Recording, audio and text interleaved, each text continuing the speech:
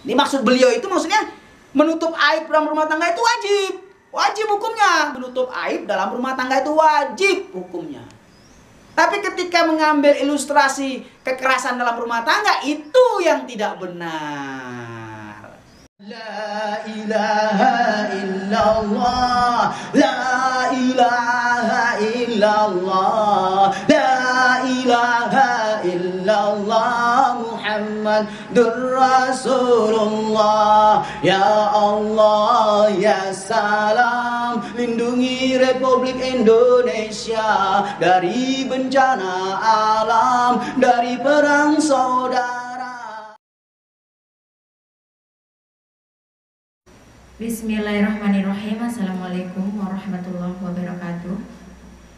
Pendakwah Okky Stiana Dewi baru-baru ini menjadi sorotan karena ceramahnya viral di media sosial.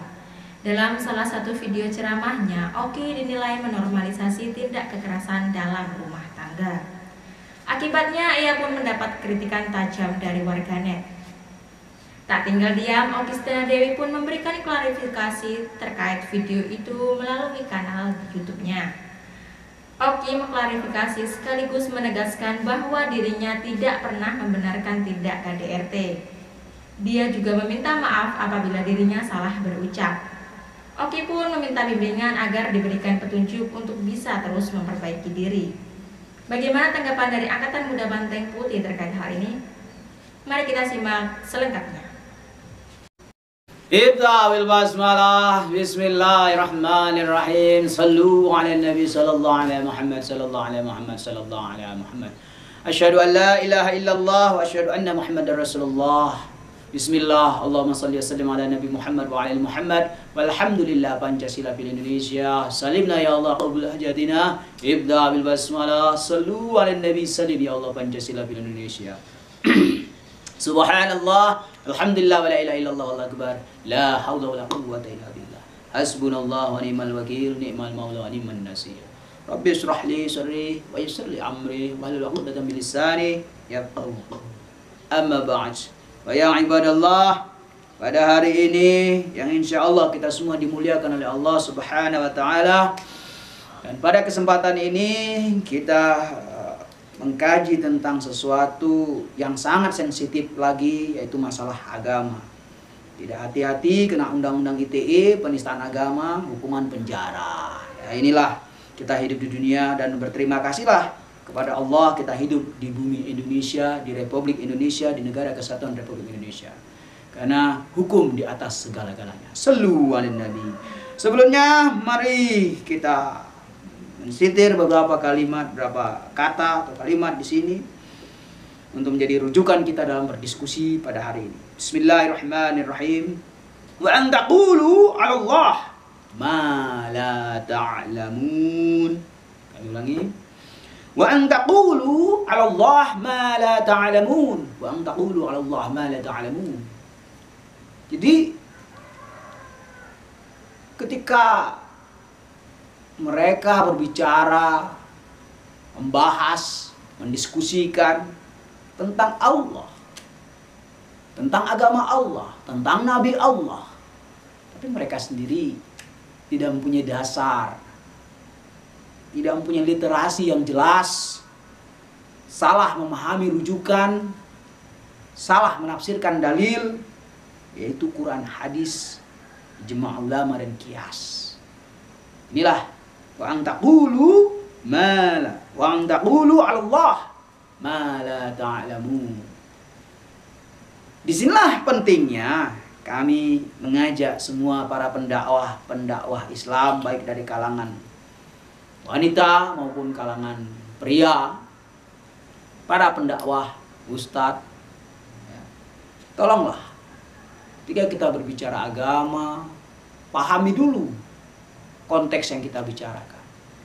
Diskusikan dulu, baru di-upload di YouTube. Jadi diskusikan sesama ahli agama atau guru, karena pendakwah kan pasti punya guru juga jika memang punya guru, agar tidak salah ucap dan tidak multitafsir ketika sampai kepada umat. Nah, pada kesempatan ini kami menawarkan juga kepada para pendakwah-pendakwah yang kontemporer, yang tidak mau terkena undang-undang ITE ataupun penistaan agama, ada baiknya menyandingkan istilah filsafat untuk pengamannya. Itulah kenapa di sini kami memberikan nama tafsir putih, filsafat situasionalisme. Itu tadi untuk pengaman, agar kita tidak terjerat undang-undang ITE tentunya, ataupun penistaan agama. Karena sensitif masalah agama. Hanya kepada para pendakwah yang jurusannya kontemporer, ya mau tidak mau, suka tidak suka, sandingkan di materi Anda tentang filsafat. Ya, filsafat itu jangan juga seperti momok menakutkan. Seakan-akan filsafat itu ilmu yang susah terjangkau oleh masyarakat, ilmu high class. Tidak seperti itu juga. Ya, Islam punya filsafat sendiri. Dalam pondok pesantren biasa dikenal dengan ilmu mantik namanya.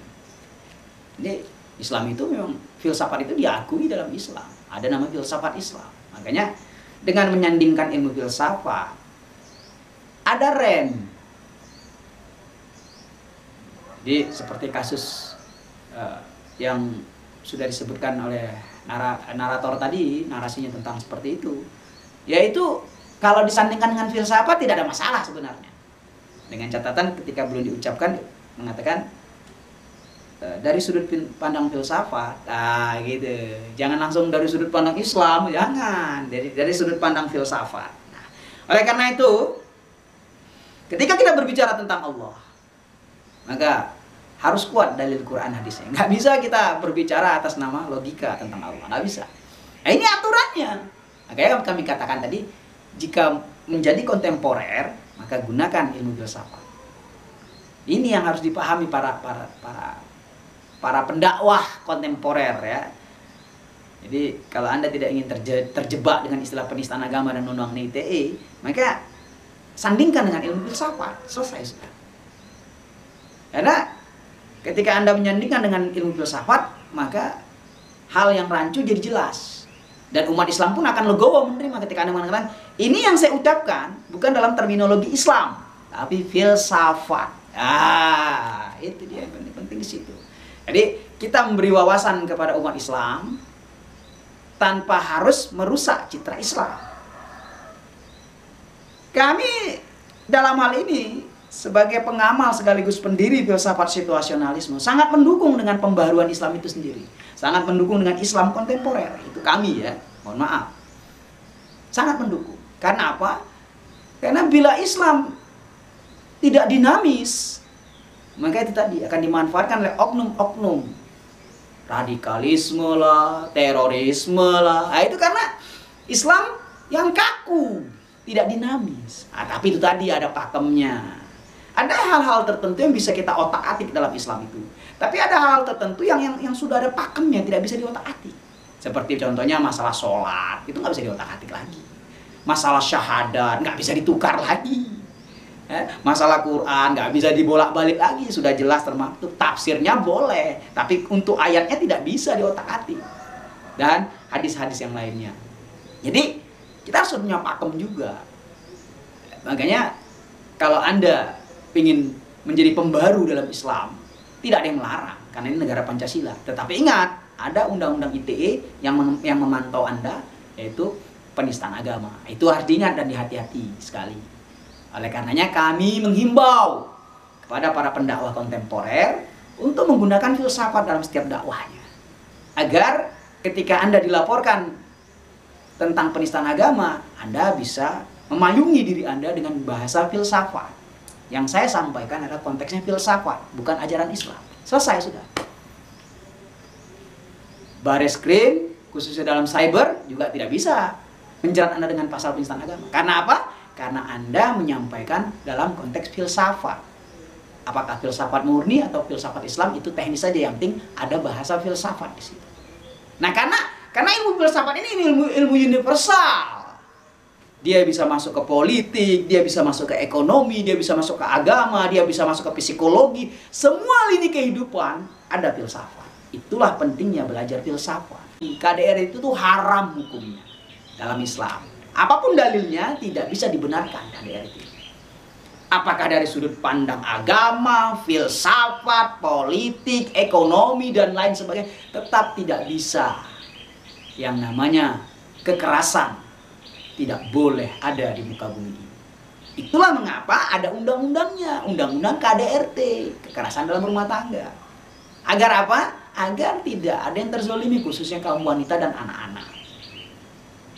Ada sih wanita yang melakukan kekerasan terhadap suami, ada, tapi ya 1000 banding 1 lah, ya 1000 banding 1. Nah, ada, cuman tidak separah yang umum terjadi. KDRT itu terjadi kepada istri. Makanya kasus seorang pendakwah yang kebetulan selebriti juga menyampaikan terkesan tanda petik melegalkan KDRT, tapi nawaitu beliau, kami hakul yakin maksud beliau itu adalah menutup aib rumah tangga. Tetapi karena beliau mengambil sampel, mengambil ilustrasi yang tidak sinergi dengan apa yang diucapkan, terjadilah konflik di dunia maya. Tahu sendiri kan, netizen 62. Jadi nggak usah kita bahas lagi. Netizen 62 itu memang kerjaan mereka suka nyinyir. Nah, tapi kita harus menghormati itu. Tanpa netizen 62 tidak akan ada perbaikan di muka bumi ini, wabil khusus Indonesia. Coba lihat. Begitu ada satu diviralkan, langsung polisi tindak tegas. Jadi kita harus berterima kasih kepada netizen 62. Nah, oleh karena itu kepada tokoh-tokoh publik, jagalah ucapan sebelum berucap, dites dulu, difilter dulu, baru diupload. Buatlah tim kecil, entah sesama suami, sama adik, rekan. Ini gimana nih? Kalau masalah agama, cari hadisnya dulu. Cari dalilnya dulu yang kuat. Nggak ada masalah. Cari filsafatnya. Kalau rancu itu dianggap. Ini maksud beliau itu maksudnya menutup aib dalam rumah tangga itu wajib. Wajib hukumnya. Menutup aib dalam rumah tangga itu wajib hukumnya. Tapi ketika mengambil ilustrasi kekerasan dalam rumah tangga, itu yang tidak benar. Upload, nulis status, suami nggak, sudah sekian hari nggak pernah mandi, baunya nggak karu-karuan. Itu nggak boleh. Itu aib rumah tangga. Nggak boleh diumbar di media sosial dan tempat orang lain.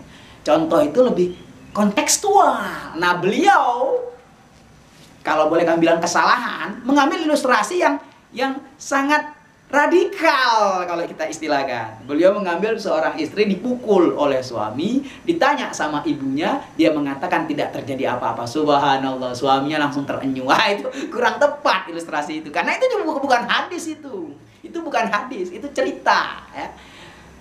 Bisa jadi cerita itu benar atau rekayasa, bisa jadi. Nah, kesalahan beliau mengambil ikhtibar, mengambil ilustrasi yang bukan dari sumber otentik, yaitu Al-Quran dan hadis. Kalau sifatnya cerita ataupun kejadian nyata, jangan dimasukkan. Kalaupun dimasukkan, tanda petik bilang, dalam dunia filsafat. Seperti itu. Ini contoh kalau berdiskusi.